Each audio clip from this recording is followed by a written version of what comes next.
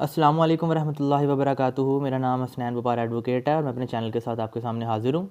और जैसे कि आपने थंबनेल में पढ़ा होगा, आज का टॉपिक क्या वकील बदमाश होता है। इसके साथ दो तीन ऐसे पहलू भी हैं जो कवर करूँगा, जो आम रूटीन में माशरे में लोग बोलते हैं वकला के बारे में कि वकील बहुत ज़्यादा झूठ बोलता है। नंबर 2, जो वकील फ़ीस लेता है वो हराम होती है। और नंबर 3, वकील बदमाश होता है। इन तीन चीज़ों को आज मैं कवर करूँगा अपने प्यारे भाइयों के सामने। तो इस तरह कि हमारा अलमी है हमारे माशरे का कि यहाँ पर वकला को बदमाश कहा जाता है, झूठ बोलता है वकील बहुत ज़्यादा, ये कहा जाता है। सबसे पहली चीज़, फ़ीस पे आ जाते हैं, पैसे पे। ठीक है, कोई भी चीज़ जो हमारे फ़ायदे के लिए होती है या कोई ऐसी चीज़ जो हमें किसी चीज़ में हेल्प करती है, उसको हासिल करने के लिए अगर हम कीमत देते हैं तो वो हराम नहीं होती, ना हमारे लिए, देने वाले के लिए, ना लेने वाले के लिए। फॉर एग्ज़ाम्पल, डॉक्टर के पास जाते हैं, मेडिसिन लेते हैं, पैसे देते हैं, मेडिसिन मिलती है। कई दफ़ा वो कहते हैं आप एडवांस पैसे जमा करवाएं तो फिर जो है ना आपका ऑपरेशन किया जाएगा। हमारा पेशा एक वाहिद पेशा है जिसमें हम अपने क्लाइंट्स को बहुत ज़्यादा लीनियंट करते हैं, बहुत ज़्यादा उसके लिए आसानी पैदा कर देते हैं। कई दफ़ा क्लाइंट जो है वो 30%, 20% दे जाता है। मतलब लाख रुपया फ़ीस है तो 10,000 रुपये, 20,000 रुपये भी पकड़ा जाता है। कई दफ़ा आधे दे देता है और हम उसका काम स्टार्ट कर देते हैं। आधे से ज़्यादा पैसे जो हमारे होते हैं वो फाइल्स कागजात में लगते हैं, लेकिन हम नहीं सोचते कि क्लाइंट ने इतनी फ़ीस दी है। हम सोचते हैं चलो अगर पैसे 20,000 रुपया देगा तो पहले कागजात में हम लगा के काम वगैरह शुरू करें इसका, तो केस जो इसका चलता रहेगा, तो फिर हम फ़ीस अपनी जो है ना ले लेंगे। लेकिन दूसरे जो पेशे हैं, मतलब आप दूध लेने जाते हैं तो पैसे दूध के देते हैं तो पूरा दूध मिलता है। कभी इस तरह नहीं होगा आप कहेंगे जी हमें 5 किलो दूध दे दो, 2 किलो के पैसे अभी ले लो, 3 किलो के कल दे देंगे। ये चीज़ें नहीं होती। ना ही डॉक्टर के पास होता है जी ये ऑपरेशन करना है आपने, तो जनाब ये अगर पाँव का, हाथ का, टांग का ऑपरेशन होना जी जनाब आप ऑपरेशन कर दें तो पाँव वाले के पैसे अभी ले लें, हाथ पाँव के जो सा टांग का ऑपरेशन है उसके बाद में पैसे दे देंगे, गर्दन के ऑपरेशन के बाद में दे देंगे। मसलन एक बंदा है उसका एक्सीडेंट हो गया, उसकी टांग टूट गई, पाँव टूट गया, हाथ टूट गया, ठीक है, तीनों चीज़ों के ऑपरेशन करा के आप कहें जी पाँव के ऑपरेशन के आज पैसे ले लें, 2 चीज़ों के कल दे देंगे। कोई प्रोफेशन ऐसे नहीं करता। तो लिहाजा ये सिर्फ लीनियंसी वकला देते हैं अपने क्लाइंट्स को कि उनके हेल्पफुल, उनके साथ तावन करते हैं। जनाब नहीं है पैसे, कम है पैसे, चलें कम दे दें, बाकी जब होंगे तब दे दीजिएगा। नंबर 1। नंबर 2, आपको सर्विस प्रोवाइड करते हैं, आपको अच्छा बुरा समझाते हैं कि अगर आप ये कर देंगे तो आपके साथ ये नुकसान हो जाएगा, इतनी सज़ा मिलेगी, ये करेंगे तो ये होगा। ये एक सर्विस है जिससे फ़ायदा होता है क्लाइंट को, उस चीज़ के पैसे लेते हैं। नंबर 2, वकील झूठ बोलता है। और मेरे भाई, वकील ने क्यों झूठ बोलना है? वकील ने वो बात करनी है जो उसके क्लाइंट ने उसको बताई है। वकील ने वो बात करनी है जो उसके क्लाइंट ने उसको बताई है। अब एक क्लाइंट है, 8 लाख रुपया उसका फंसा हुआ है, वो हमें आके कहता है 16 फंसा हुआ है, 16 लाख रुपया। तो ये हम नहीं बता रहे जज को 16 लाख रुपया फंसा हुआ है, ये हमारा क्लाइंट हमें कहता है कि 16 फंसा है, तो हम आगे जज को कहेंगे 16 फंसा है, 16 लाख रुपया फंसा है। इसमें हम तो नहीं ना भाई झूठ बोल रहे, जो क्लाइंट ने हमें आके बताना है हमने तो वही बताना है ना। जी लड़ाई हुई एक टाइम पे तो जी एक बंदे को 4 बंदों ने आके मारा, एक ने हो या 2 ने हो, हमें क्लाइंट ने कहा जी 4 ने मारा है, हमने तो 4 ही बताना है ना। आप एक इंजीनियर को आप बुलाएं, उसको कहें जी 3 मंजिल इमारत खड़ी करो, मालिक उसको कहे 3 मंजिल इमारत खड़ी करो जिसने उसको पैसे दिए होते हैं, वो कहे जी नहीं 2 मंजिल खड़ी करनी है, 3 नहीं करनी। तो अगला बंदा जिसने उसको पैसे दिए हैं वो पूछेगा नहीं जी ना हमने आपको 3 मंजिल इमारत का कहा, आपने 2 खड़ी कर दी। इसी तरह वकील को कहा जाए जी 4 बंदों ने मारा है, आके वकील साहब कहने जी 3 ने मारा था। जो क्लाइंट ने आगे बात बतानी है वकील ने आगे वही करनी है, ठीक है ना। जिस तरह बताया जाएगा सिनेरियो कि जी ये हुआ, इस तरह हुआ, वो बात करनी। तो लिहाजा वकील झूठ नहीं बोलता। झूठ कौन बोलता है?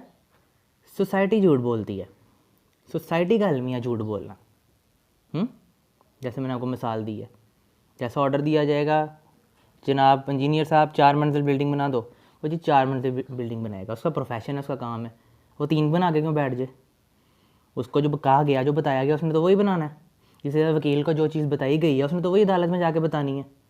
क्या वकील का किसी का पर्सनल लिंक थोड़ी होता है जो अपनी कहानी बीच में सुनानी शुरू कर दे। वो जो आगे फैक्ट्स और फिगर बताने हैं क्लाइंट ने, वही आगे बताने हैं ना, अपनी तरफ से तो नहीं ना होना काम।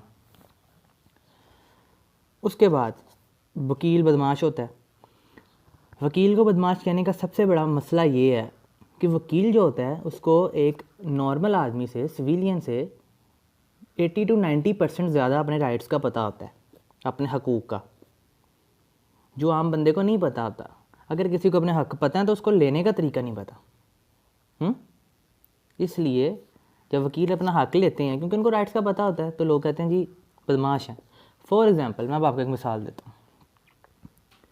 अब एक स्कूल है, ठीक है, इंग्लिश मीडियम। वहाँ पर स्कूल का प्रिंसिपल जो है उसका क्राइटेरिया ये है, बुक्स में जो लिखा हुआ, वहाँ पे उनके रूल्स में जो लिखा हुआ है कि जी इस स्कूल का प्रिंसिपल वो बनेगा जिसने एमफिल किया होगा। वहाँ पर जो प्रिंसिपल लगा हुआ है फिल वक्त, उसने किया हुआ है बीए, जबकि वो सीट का एलिजिबल जो है पोस्ट के लिए वो है एमफिल। अब एक बंदे ने बीए किया हुआ है, ठीक है, मुझे इस बात का पता लगा है कि जी ये सीट जो सी है प्रिंसिपल की, ये एमफिल वाले के लिए है, लेकिन जो वहाँ पर अब उस वक्त मौजूद है उसने बीए किया हुआ है। मैं उसके खिलाफ केस कर देता हूँ कि जनाब ये तो सीट एमफिल वाले के लिए थी, आप बीए करके कैसे बैठे हुए हैं इधर। उसकी नौकरी से उसको हटा दिया जाता है और एमफिल वाले को वहाँ पे फिर बिठाया जाता है। तो जो बीए वाला होगा वो तो मुझे बददुआएं देगा ना, वो तो कहेगा ना जी ये तो बदमाश है, मैंने मेरी नौकरी ख़त्म करवा दी, मेरी रोज़ी रोटी से लत मार दी। असल में ये बात नहीं है, असल में बात है असूल की। इसी तरह जो एमफिल वाला बंदा है जिसका हक था वहाँ पे बैठना, उस बंदे को वो हक मिला। अगर मैंने बीए वाले बंदे को सीट से उठवाया और एमफिल वाले बंदे को वहाँ पे उसका हक मिला, ये होता है राइट। जिसने एमफिल किया होगा उसको वो सीट मिलेगी, वो तो मुझे दुआएं देगा, वो कहेगा जी ये तो मसीह है, फरिश्ता है। और जिस बंदे ने बीए किया था और वहाँ पे बैठा हुआ था, एलिजिबल नहीं था उस सीट के लिए, वो कहेगा ये तो बदमाश है। ठीक है ना, एक ईजी सी आपको मैंने मिसाल दी है। जो बंदा जिस चीज़ के लिए एलिजिबल नहीं था वहाँ पर बैठा हुआ था, हमने उस पर केस करके उसको वहाँ से उठवा दिया। अब जो बंदा घर जाएगा वो तो सब जगह जगह कहेगा ना ये वकील बदमाश है, उसने बदमाशी की मेरे साथ, मुझे उठवा दिया वहाँ से सीट से।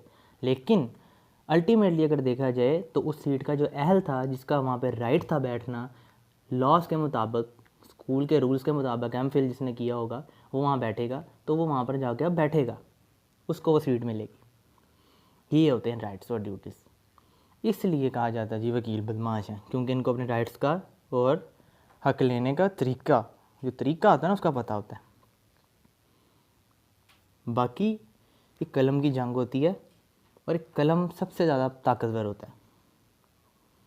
ये वकील की सबसे पहली जो सी ये एक आजकल देखा जाता है कि जी वकील जी लड़ पड़े हैं, उस तरह कर रहे हैं, इतना कर रहे हैं, ये इसको मैं खुद कंडेम करता हूँ इस चीज़ को।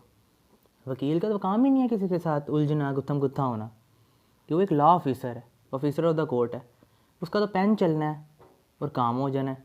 इसलिए जो नए मेरे भाई जो उनसे इस प्रोफेशन में आ रहे हैं या जो पढ़ रहे हैं लॉ को, या जो एडवोकेट्स मुझे सुन रहे हैं, वो इस चीज़ पे ख्याल रखें कि हमेशा अपने राइट्स को पेन के ज़रिए लेने की कोशिश करें, मुक्के के ज़रिए नहीं।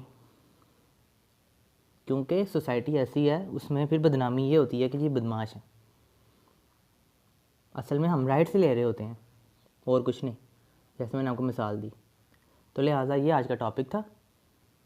तो मेरे भाइयों, वकील मसीहा होते हैं, हक दिलवाने के लिए एक सीढ़ी होते हैं। आम बंदा जाके अदालत में नहीं बोल सकता, उसको नहीं पता कैसे बात करनी है, क्या नहीं करना है, किस तरह करना है, तो वकील उसके बिहाफ पे जाके बोलता है, जो वकील को कहा जाता है वही बोलता है। लिहाजा ये बात है।